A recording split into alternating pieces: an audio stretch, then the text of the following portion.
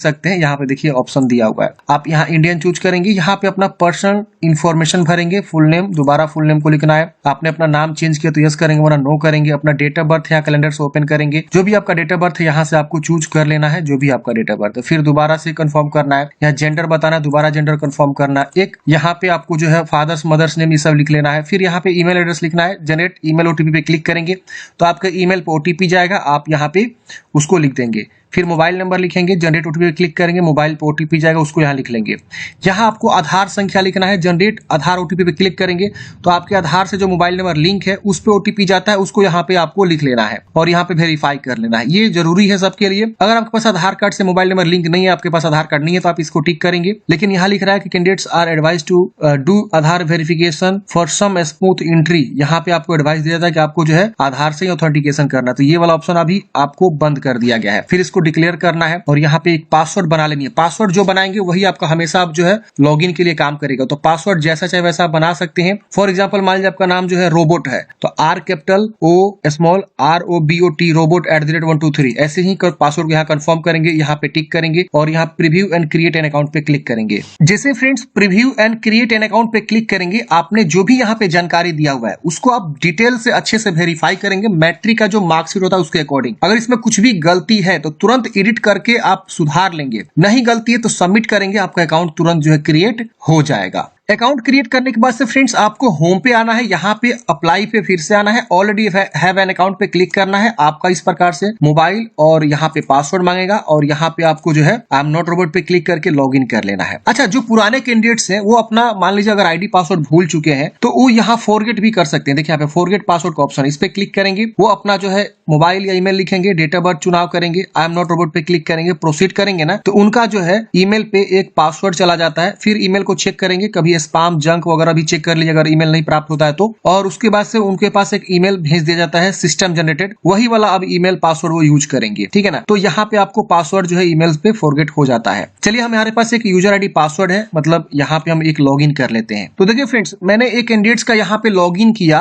जो एक पुराने कैंडिडेट्स हैं, मतलब इन्होंने ऑलरेडी पहले से रेलवे का फॉर्म फिल किया हुआ, तो यहाँ पे इनका आधार वेरिफिकेशन आ रहा है। आपके साथ भी हो सकता है कि अगर आप पहली बार लॉगिन करेंगे बहुत दिन बाद तो यहाँ आधार वेरिफिकेशन का ऑप्शन आएगा, तो यहाँ पे आपको जनरेट आधार ओटीपी पे क्लिक कर देना है। जैसे आप इस पे क्लिक करेंगे आपके आधार से जो मोबाइल नंबर लिंक है, देखिए इनका लास्ट का 4 अंक दिखा रहा है, इस पे ओटीपी चला जाएगा, आपको यहाँ ओटीपी को लिखना है, इसको डिक्लेयर करके वेरीफाई कर लेना, ये सबको करना जरूरी है, तो आप लोग इसको कर लीजिएगा। अब जिनके आधार कार्ड से मोबाइल नंबर लिंक नहीं है उनको किसी न किसी आधार सेंटर पे जाना होगा, आधार पहले लिंक करवाना होगा मोबाइल से, फिर यहाँ पे लॉगिन करके फॉर्म को अप्लाई करना होगा, बिना ये वेरिफिकेशन के आगे फॉर्म बढ़ेगा ही नहीं, तो ये आपको कर लेना है। आधार वेरीफाई करते हैं फ्रेंड्स इस प्रकार से, देखिए आधार वेरिफिकेशन सक्सेसफुली हो जाएगा। अब यहाँ पे आपने जो भी वैकेंसी का फॉर्म फिलअप किया हुआ है तो एप्लीकेशन हिस्ट्री शो करता है, यहाँ पे ऑनलाइन एप्लीकेशन का ऑप्शन शो करता है, तो आपको ऑनलाइन एप्लीकेशन पे क्लिक करना है। यहाँ पे देखेंगे तो जो वैकेंसी आपकी है लेवल 1 वाली ये यहाँ पे शो हो रहा है और यहाँ पे आपका इंपोर्टेंट डेट भी आपको देखने को मिल रहा है। यहाँ पे एक और वैकेंसी चल रही है जो टीचर वाली वैकेंसी है, तो इसके लिए अप्लाई करना चाहते हैं तो मैंने अलग से वीडियो बनाया हुआ है, इसका जो है 6 फरवरी लास्ट डेट है। चलिए अब हम इसके लिए फॉर्म भरेंगे, तो सबसे पहले आपको आरआरबी चूज करना है। तो मैंने फ्रेंड्स आपको स्टार्टिंग में ही बताया कि आपको आरआरबी यहाँ पे सिलेक्ट करना होगा, तो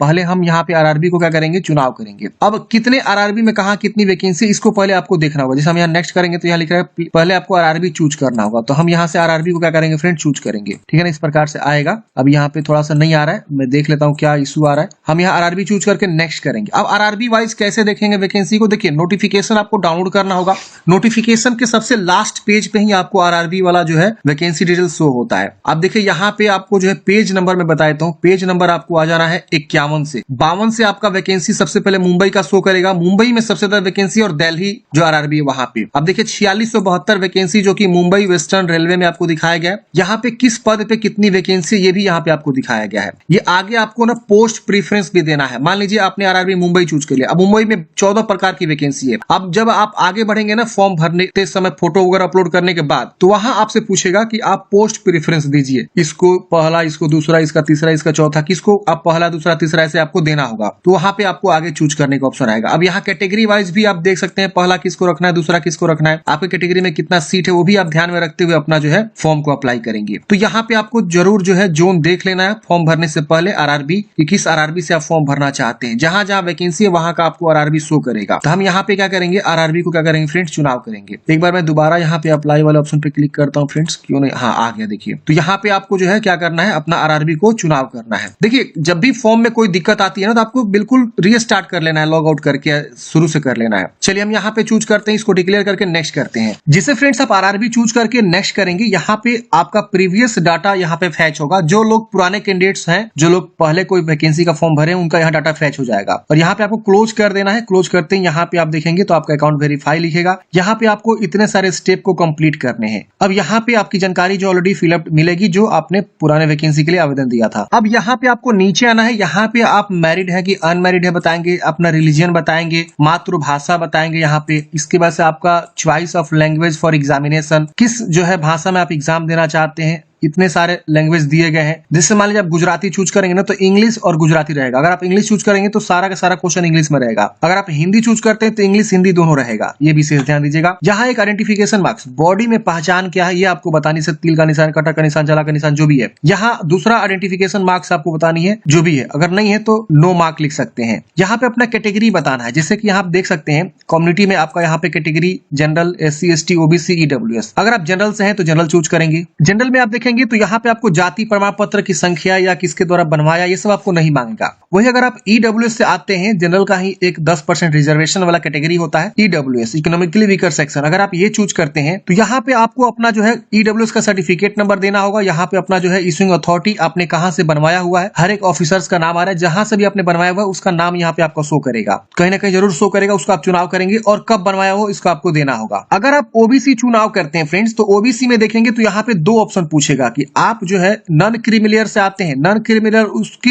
वो आता है बंदा, OBC का ही ये मतलब नॉन क्रिमिलियर और क्रिमिलियर होता है। अगर आप यहाँ पे नॉन क्रिमिलियर से आते हैं तो यस करेंगे। यस करते हैं इस प्रकार से आएगा, अंडरस्टैंड एग्री करेंगे। तो यहाँ पे देखिए क्या आ रहा है। अगर आप नॉन क्रिमिलियर से आएंगे, यहाँ यस करते हैं तो आपको यहाँ पे अपना कास्ट और यहाँ पे कास्ट सर्टिफिकेट नंबर और इशूइंग अथॉरिटी और कब आपने बनवाया हुआ आपको बताना होगा। नॉन क्रिमिलियर में कौन आता है, तो जिनकी फैमिली इनकम 8 लाख से कम है, OBC से आता है 8 लाख से फैमिली इनकम कम है तो यहाँ यस करेगा। और जिनकी फैमिली इनकम 8 लाख से ज्यादा है वो यहाँ नो करेगा, वो NCL में नहीं आएगा। तो इसके आपको विशेष ध्यान देना है। इस तरह से आपको जो है जानकारी को भरना है। अब यहाँ पे SC ST का भी ऑप्शन है। अगर आप SC ST से आते हैं तो अपना SC ST में जो भी आपका जाति सर्टिफिकेट लगता है वो अपना नेम ऑफ द कास्ट लिखेंगे, किस कास्ट से बिलोंग करते हैं, धोबी, बढ़ई जो भी है, यहाँ शर्मा जो भी है। यहाँ पे अपना सर्टिफिकेट नंबर लिखेंगे, यहाँ पे अपना इशूइंग अथॉरिटी लिखेंगे, यहाँ आप कब अपना सर्टिफिकेट बनवाए हुए हैं उसको आपको बताना होगा जो कि आपके सर्टिफिकेट पे लिखा रहता है। सारी जानकारी सर्टिफिकेट के अकॉर्डिंग भरना होता है क्योंकि यही सेम सर्टिफिकेट आपको ना डॉक्यूमेंट्स वेरिफिकेशन में लगता है। तो इसको आपको सजो के रखना है, ध्यान रहे, भिलवाना नहीं है। और यहाँ पे अपना जो है कहाँ से बनवाया हुआ है इशूइंग अथॉरिटी में आपको चूज कर लेना है। ये आपके सर्टिफिकेट के नीचे में साइन होता है, आप देखे होंगे जरूर। जैसे कि आप देख सकते हैं यहाँ पे बहुत सारा ऑप्शन दिया हुआ है। आप जहां से भी बनवाया हुआ है आप यहाँ पे क्या करेंगे, उसका चुनाव कर लेंगे। नीचे भी बहुत सारा ऑप्शन है। जैसे बिहार में आप देखेंगे तो रेवेन्यू ऑफिसर बनाता है, वो उसका रैंक जो है तहसीलदार से कम नहीं होना चाहिए। तो रेवेन्यू ऑफिसर आप यहाँ से चुनाव कर लेंगे, ठीक है। और यहाँ पे इशूइंग स्टेट और यहाँ पे कब आपने बनवाया हुआ है, सर्टिफिकेट नंबर, और यहाँ पे ट्रेवल पास आपको चाहिए तो यहाँ पे आपको यस करना होगा। और यहाँ पे उस सर्टिफिकेट को जो आपका ये कास्ट सर्टिफिकेट है उसको आप यहाँ पे स्कैन करके उसको यहाँ अटैच करेंगे। 500 KB से कम PDF में होना चाहिए। यहाँ पे आप अपलोड पे क्लिक करेंगे, PDF चूज करेंगे और अपलोड हो जाएगा। PDF कैसे बनानी होती है मैंने कई बार आप लोगों को बता चुका हूँ। गूगल में जाएंगे, सर्च करेंगे JPEG to PDF, बहुत सारा वेबसाइट मिलेगा। आप किसी वेबसाइट का यूज करके अपना जो है डॉक्यूमेंट्स को PDF में बना सकती हैं। तो ऐसे अपना SC ST और जनरल OBC को यहाँ पे चुनाव करना, ये विशेष ध्यान देना। यहाँ पे आपको रिजर्वेशन ही जो है यहाँ पे आपको मिलता है तो इसको सही से भरना है, गलती नहीं करना है। और जो भी यहाँ पे सर्टिफिकेट देंगे उसको अच्छे से रखेंगे संभाल के लास्ट वैकेंसी तक, मतलब लास्ट सिलेक्शन तक। अब आपको फ्रेंड्स नीचे आना होता है। यहाँ पे अपना जो है प्रेजेंट एड्रेस लिखना होता है, यहाँ पे आपको परमानेंट एड्रेस लिखना होता है। जो भी आपका एड्रेस है यहाँ पहले अपना जो है राज्य, फिर यहाँ डिस्ट्रिक्ट, फिर यहाँ पे प्रॉपर एड्रेस लिखेंगे। इसमें आपको विलेज, पोस्ट, थाना सब चीज अच्छे से लिख दीजिएगा। यहाँ पे नियरेस्ट सिटी या मेजर टाउन क्या है, पिन कोड क्या है, ये आपको अच्छे से बेहतरीन तरीके से लिखना है। यहाँ पे अपना परमानेंट एड्रेस को लिखना है, जो भी आपका परमानेंट डिटेल से अच्छे से क्या करेंगे यहाँ पे बताएंगे। अगर सेम है तो इसको टिक करेंगे, इधर वाला सेम सेम इधर कॉपी हो जाएगा, अलग है तो अलग अलग लिख सकते हैं। इसकी वजह से इसको सेव करके नेक्स्ट वाले ऑप्शन पे क्लिक करेंगे। सेव एंड नेक्स्ट करते हैं फ्रेंड्स, डाटा सेव हो जाएगा। अगले स्टेप में अब आपको यहाँ पे जो है कुछ जानकारी पूछेगा, जैसे एक्स सर्विसमैन है तो आप यहाँ पे यस करेंगे और अपना जो है एक्स सर्विसमैन के बारे में बताएंगे, रैंक बताएंगे, डेट ऑफ अटेस्टेशन बताएंगे, यहाँ पे आपको डिफेंस सर्विस का कहाँ से आपने किया हुआ, are you still in defence service, तो ये सब आपको बताना होगा। नहीं है तो आप यहाँ नो करेंगे। अगर आप विकलांग है तो यस करेंगे, विकलांगता के बारे में बताएंगे जो भी आप विकलांग है। अगर आप नहीं है तो आप इसे नो कर देंगे। यहाँ पे आपको स्क्राइब चाहिए तो अगर आपको स्क्राइब चाहिए तो आप यहाँ पे यस करेंगे, नहीं चाहिए तो नो करेंगे। अगर आप जो है इकोनॉमिकली बैकवर्ड क्लास ईबीसी से आते हैं तो आप यहाँ यस करेंगे। अब ईबीसी में कौन आता है, इनसे इन्फॉर्मेशन यहाँ दिया हुआ है। जो बीपीएल होल्डर कार्ड है या जिनकी फैमिली इनकम 50,000 से भी कम है वो लोग ईबीसी में आएंगे, तो उनको यहाँ पे यस करके अंडरस्टूड करना होगा। उनको ट्रेवल पास चाहिए तो यस करेंगे। अब यहाँ पे उनको जो है ईबीसी का जो सर्टिफिकेट होल्डर है वो अपना जो है यहाँ पे बताएंगे, और इशूइंग अथॉरिटी बीपीएल कार्ड है या क्या है यहाँ पे आपको बताना होगा, तो उसके अकॉर्डिंग बताना होगा। नहीं है तो आप नो कर देंगे। यहाँ पे आप रेलवे में ऑलरेडी सर्विंग एप्लीकेंट हैं, आप रेलवे में काम कर रहे हैं तो यस करेंगे। और यहाँ पे आपको एनओसी देना होगा, do you have applied NOC, अगर आप अप्लाई किए तो यस करेंगे। तो ये मैंडेटरी है डीवी के समय में, आपको अंडरस्टैंड एग्री करना। अगर आप नो करेंगे तो आपको जो है you should produce an NOC from the controlling officer on the date of DV. अच्छा, आप नो भी कर सकते हैं। अगर आप पहले से आपके पास मतलब एनओसी बनवा लिए तो यस करके आप आगे बढ़ेंगे और कैटेगरी बताएंगे, ग्रुप सी या कहाँ पे आप काम कर रहे हैं, किस प्रकार के पोस्ट पे, प्लेस ऑफ वर्किंग क्या है, जोन क्या है, किस जोन में काम कर रहे हैं। अगर आप मतलब यहाँ पे बता देंगे। अगर आप नहीं है प्रेजेंट में कहीं काम कर रहे हैं तो आप यहाँ नो कर देंगे, रेलवे आप जो है सर्विस नहीं कर रहे हैं तो। यहाँ पे एम्प्लॉयमेंट डिटेल्स पूछ रहा है, अगर आप कहीं काम कर रहे हैं जैसे कि central government, state government, PSU, या नॉट अप्लीकेबल, तो अगर आप काम कर रहे हैं तो बताएंगे, नहीं तो नॉट अप्लीकेबल चूज करेंगे। अब यहाँ पे आपको जो है ना अप्रेंटिसशिप के बारे में पूछ रहा है, तो अगर आपने जो है नेशनल अप्रेंटिसशिप सर्टिफिकेट आपके पास है तो यस करेंगे और उसकी जानकारी बताएंगे किस स्टेट पे आपने अप्रेंटिसशिप किया हुआ है, कब से कब तक आपने किया हुआ है, ड्यूरेशन यहाँ आ जाएगा, सर्टिफिकेट नंबर और सर्टिफिकेट डेट, कितना में कितना मार्क्स आपको मिला हुआ है, वो सब आपको बताना होगा। तो अगर आप एनएससी किए हुए हैं बाय एनसीवीटी से तो यस करेंगे, वरना नो कर देंगे। फिर यहाँ पे आपको नीचे में फी रिफंड के लिए अपना जो है अकाउंट डिटेल्स भर देना होगा, जैसे अपना नाम भरेंगे, यहाँ पे एफएससी कोड लिख के कंफर्म करेंगे तो आपका यहाँ पे बैंक का ब्रांच नेम वगैरह सब चीज आ जाएगा। तो ये अकाउंट डिटेल्स भर लीजिएगा, अपना ही नाम से होना चाहिए, ध्यान रखिएगा। फिर यहाँ सेव करके नेक्स्ट करेंगे। जैसे फ्रेंड्स आप यहाँ पे जो है नेक्स्ट करेंगे, अब आपको एजुकेशनल क्वालिफिकेशन वाली जानकारी को भरना होगा। अब यहाँ पे देख सकते हैं फ्रेंड्स, आपके पास पहले से मैट्रिक की जानकारी ऐड मिलेगा तो आप यहाँ पे इसमें एडिट कर सकते हैं, इसे डिलीट करके फ्रेश यहाँ पे ऐड कर सकते हैं। तो अगर आप एडिट करना चाहते हैं एडिट कर सकते हैं यहाँ पे और उसको जो अपडेट कर सकते हैं। अगर आप यहाँ डिलीट करना चाहते हैं डिलीट करके भी फ्रेश भी आप यहाँ पे अपडेट कर सकते हैं। तो अगर आप मैट्रिक तक पढ़े हैं तो मैट्रिक की जानकारी, अगर आप जो है यहाँ पे और भी क्वालिफिकेशन जैसे कि आईटीआई है तो आईटीआई भी आप यहाँ पे उसकी जानकारी दे सकते हैं, ट्रेड वगैरह, किस राज्य से पढ़ाई किया है, अगर उसके वजह से district, name of institute, passing year, और एनसीवीटी है कि एससीवीटी है, फिर आपका सर्टिफिकेट क्या है इसको आपको बताना होगा, नेशनल ट्रेड सर्टिफिकेट है, स्टेट ट्रेड ट्रस्ट सर्टिफिकेट है, इसको आपको बता के ऐड करना होगा। तो जो कैंडिडेट्स आईटीआई किए हैं वो जरूर यहाँ आईटीआई की जानकारी भरिए, और जो लोग अगर मान लीजिए एनएससी किए हैं, नेशनल अप्रेंटिसशिप सर्टिफिकेट, तो अपना एनएससी भी जरूर ऐड करेंगे। उनको क्या होगा ना कि आगे चल के जो है बेनिफिट्स मिलता है, जब भी मेरिट तैयार होगा ना तो एनएससी वालों को, आईटीआई वालों को कुछ ना कुछ जरूर जो है एक्स्ट्रा बेनिफिट मिल सकता है। एनएससी को तो 100% मिलता है, लेकिन आईटीआई के बारे में मैं उतना श्योर नहीं हूं कि मिलता है, लेकिन एनएससी जो नेशनल अप्रेंटिसशिप सर्टिफिकेट लिया रहता है ट्रेनिंग अप्रेंटिसशिप का, उनको जरूर मिलता है यहाँ पे कुछ ना कुछ एक्स्ट्रा बोनस मार्क्स, ठीक है। तो वो जरूर यहाँ पे जानकारी को देंगे और यहाँ ऐड कर देंगे। तो ऐसे करके फ्रेंड्स आपको क्वालिफिकेशन को ऐड कर लेना है और उसके बाद यहाँ पे आपको क्या करना है फ्रेंड्स, नेक्स्ट वाले ऑप्शन पे क्लिक करना है। तो क्वालिफिकेशन इजिली आप लोग अपलोड कर लीजिएगा, मुझे नहीं लगता कि कोई भी आपको दिक्कत होगा। और जो लोग बिल्कुल फ्रेश फॉर्म भर रहे हैं तो उनको यहाँ पे सर्टिफिकेट, सीरियल नंबर और यहाँ पे स्टेट, डिस्ट्रिक्ट, ये सब आपको बताना होगा, किस कॉलेज यूनिवर्सिटी से आपने पढ़ाई किया वो सब बताना होगा, डेट ऑफ पासिंग बताना होगा, परसेंटेज यहाँ पे देखिए एनए आ रहा है, तो इससे कोई दिक्कत नहीं है, आप यहाँ पे नेक्स्ट कर लेंगे। सेव नेक्स्ट करते हैं फ्रेंड्स। अगले स्टेप में अब आपको यहाँ पे जो है फोटोग्राफ अपलोड करना है और यहाँ पे सिग्नेचर अपलोड करना है। फोटोग्राफ यहाँ पे आप देखेंगे तो यहाँ पे सैंपल दिया हुआ है कि किस प्रकार का फोटो आपका एक्सेप्ट करा जाएगा। तो यहाँ पे देखिए इस तरह का फोटोग्राफ जो है रिजेक्ट हो जाएंगे अगर आप इस तरह का फोटो अपलोड करते हैं। जैसे कि यहाँ पे देखिए ऊपर से बाल कट गया है, यहाँ पे देखिए साइड में कान कट गया है, यहाँ चश्मा लगा लिए हैं, मुंह पे आपका बाल आ गया है, देख रहे ना, ऐसे आपका पीछे में बहुत सारा ऐसे जो है बैकग्राउंड है, इस तरह से ब्लर हो गया है, चश्मा ऊपर आपने पहना हुआ हीरो स्टाइल में, ये टोपी पहना हुआ हीरो स्टाइल में, तो इस तरह का नहीं होना चाहिए। बिल्कुल साफ सुथरा सादा होना चाहिए, आपका चेहरा क्लियर देखना चाहिए, बिल्कुल सही से फोटो आपको अपलोड करना है, ये जो गाइडलाइंस है इसके अकॉर्डिंग। चलिए यहाँ पे अब आप देखेंगे तो यहाँ पे भी गाइडलाइंस बताया गया, जेपीजी फॉर्मेट होना चाहिए, 50 से 100 KB के बीच होना चाहिए, ये सब आपको ध्यान में रखना हुआ है, ये सब आपको स्पेसिफिकेशन जो दिया गया है। इसी तरह से सिग्नेचर का भी दिया गया है, यहाँ पे आपको जो है विड्थ और हाइट भी डिसाइड किया गया है 140 बाई 160 पिक्सल का, यहाँ भाई 320 बाई 240 पिक्सल का, और यहाँ पे आपको साइज, फाइल साइज वगैरह भी दिया हुआ है। तो इसी फाइल साइज में क्या करेंगे, आप जो अपना फोटो को, सिग्नेचर को चूज करेंगे और यहाँ सेव करके उसके बाद से नेक्स्ट करेंगे। तो चलिए हम यहाँ पे फोटो को क्या करते हैं, चूज कर लेते हैं। तो फ्रेंड्स हमने यहाँ पे फोटो सिग्नेचर को अपलोड कर लिया है। यहाँ पे आप देख सकते हैं इस प्रकार से आपको अपलोड करने के बाद से सेव कर लेना है। सेव करने के बाद से फ्रेंड्स यहाँ पे आपको नेक्स्ट करना है। अब नेक्स्ट करते हैं फ्रेंड्स, यहाँ पे आप देखेंगे तो आपका आरआरबी यहाँ सिलेक्टेड दिखा रहा है कि आपने कौन सा आरआरबी यहाँ पे चुनाव किया हुआ है। अब इस आरआरबी में जितनी वैकेंसीज हैं वो सारी वैकेंसीज यहाँ पे आपको शो करेगा।